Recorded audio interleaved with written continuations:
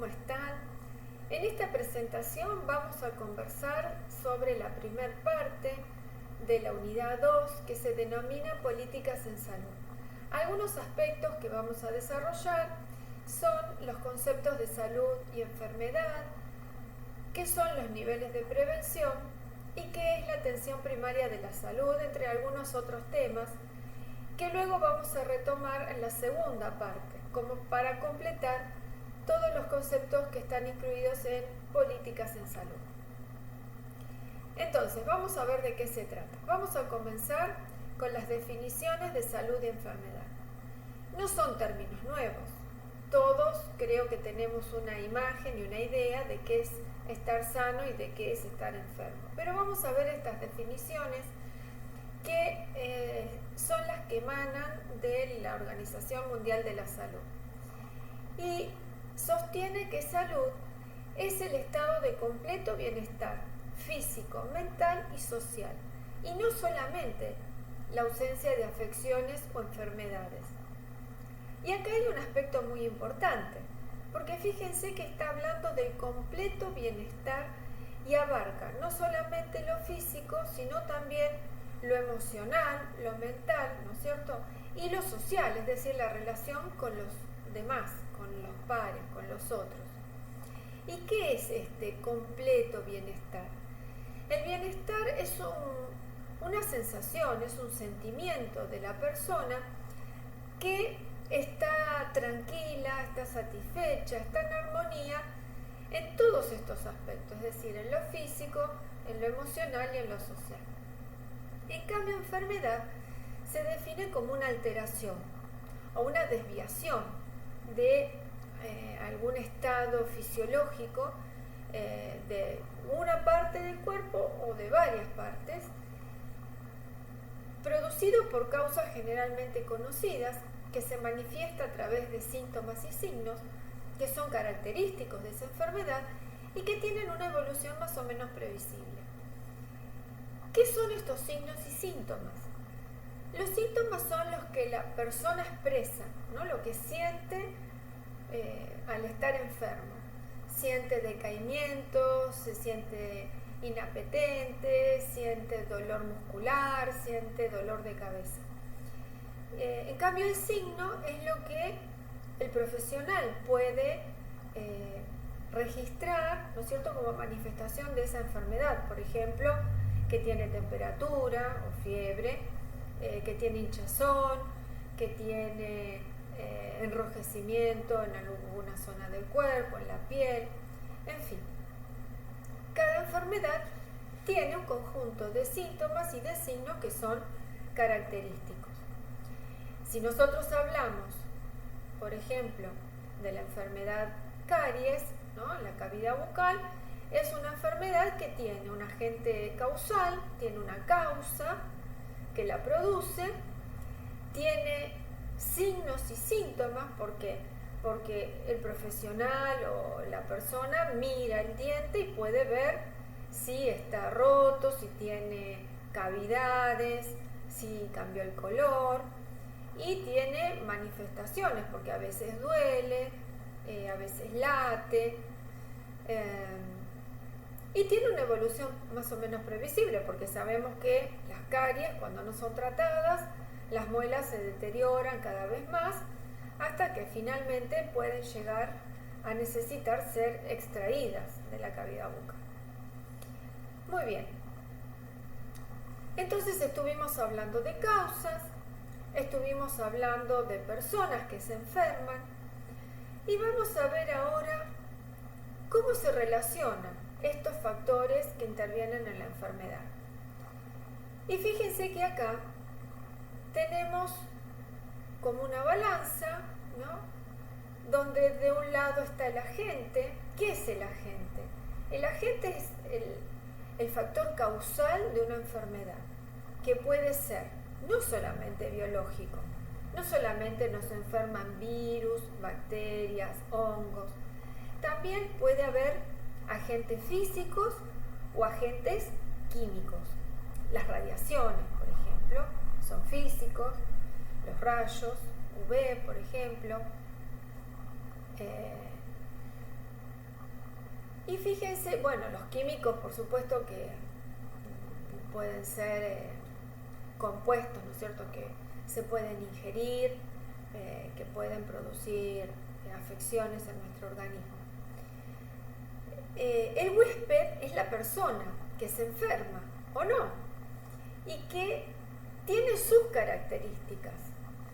¿Qué características? Y bueno, tiene una determinada genética, pertenece a un determinado grupo étnico, a una edad, o sea, puede ser un niño, un adolescente, un adulto mayor, tiene una contextura biológica, tiene un sistema inmunitario, entre otros muchos factores, solo por mencionar algunos. Y estos factores van a hacer que ese huésped sea resistente a enfermarse de determinadas enfermedades o sea susceptible, es decir, que puede enfermarse. Ahora, ¿es suficiente que esté presente la causa para que el huésped se enferme? ¿Es suficiente que esté en contacto con el virus de la gripe para que se agarre gripe? No es suficiente. ¿Por qué? Porque desde el criterio ecológico de la enfermedad, los factores que intervienen constituyen una tríada, que se denomina tríada ecológica, donde un factor es el agente, otro factor es el huésped, pero el tercer factor que interviene es el ambiente. Y ese ambiente también tiene sus propias características, que tiene elementos físicos que pueden contribuir o no, por ejemplo, para la gripe. Puede la época del año, que haya sol, que haga calor o que haga frío, que haya humedad, que nieve. Factores biológicos del ambiente, es decir, la flora, la fauna de ese ambiente donde uno está inserto, la contaminación ambiental. Factores económicos del ambiente, que tienen que ver a veces con el desarrollo, con contar con determinadas facilidades edilicias o mismo de equipamiento. Factores sociales y factores culturales, ¿no? Porque, por ejemplo, en Japón, hace varios años, mucho antes de la pandemia, las personas solían usar barbijo. Entonces, eso es un factor cultural y por más que esté el virus de la gripe, por más que esté el huésped, el uso de barbijo es un elemento extra, ¿no es cierto?, que corresponde al ambiente donde uno se está desenvolviendo, que va a actuar como una barrera y podría actuar reforzando a este huésped para que no se enferme. Cuando este equilibrio se rompe, tenemos acá la imagen de la balanza, que se inclina hacia un lado, entonces ahí comienza la enfermedad. Pero no comienza la enfermedad de golpe. ¿Qué es lo que pasa cuando se rompe este equilibrio? Comienza a haber riesgo de enfermarse. Y acá, en esta tríada ecológica, hay un factor que no está escrito y presente acá, pero que es necesario para que esta enfermedad comience a desarrollarse. Y es el tiempo. Debe transcurrir un tiempo de interacción entre la gente, el huésped, en un ambiente donde ese huésped y ese agente están interactuando para que se desarrolle la enfermedad. Entonces, el cuarto factor que tenemos que tener en cuenta es el tiempo. Ahora, si esta balanza se inclina y se rompe el equilibrio, tenemos el estímulo para que comience una posible enfermedad. Veamos un ejemplo. Vamos a ver un ejemplo actual, como este del dengue. Acá tenemos los círculos, ¿no es cierto?, de el huésped, del ambiente y del agente causal. Vamos a ver el huésped. ¿El huésped quién es? Son las personas. Esas personas que pueden ser picadas por un mosquito. En este caso, la enfermedad, el agente causal de dengue, es un virus.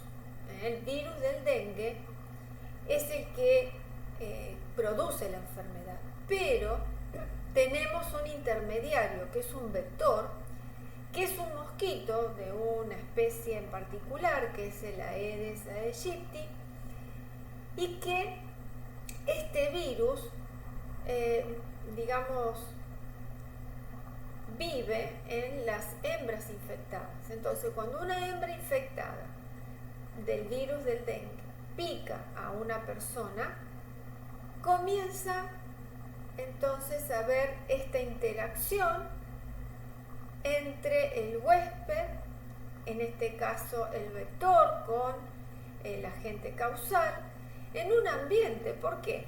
Y porque posiblemente en Siberia no haya mosquitos de este tipo para producir dengue. Entonces, las personas expuestas son las que vivan en las zonas geográficas donde prolifera este mosquito y donde, además de transmitirse el dengue, también puede haber otro tipo de enfermedades virales transmitidas por estos vectores. Y así podríamos representar todas las enfermedades. Si nosotros habláramos, por ejemplo, de esta enfermedad actual de la pandemia, que es la COVID-19, entonces tendríamos que el huésped es la persona, esa persona susceptible de enfermarse, el ambiente es el lugar de interacciones, donde se contagian, donde hay mucha gente, donde no se mantienen las distancias, donde hay algún infectado, y un agente causal que es el virus, ¿no es cierto?, que es el COVID-2, o sea, el coronavirus 2 del SARS, que es el síndrome respiratorio agudo severo, y allí entonces, en esa interacción a través del tiempo, se produce el estímulo para iniciar la enfermedad.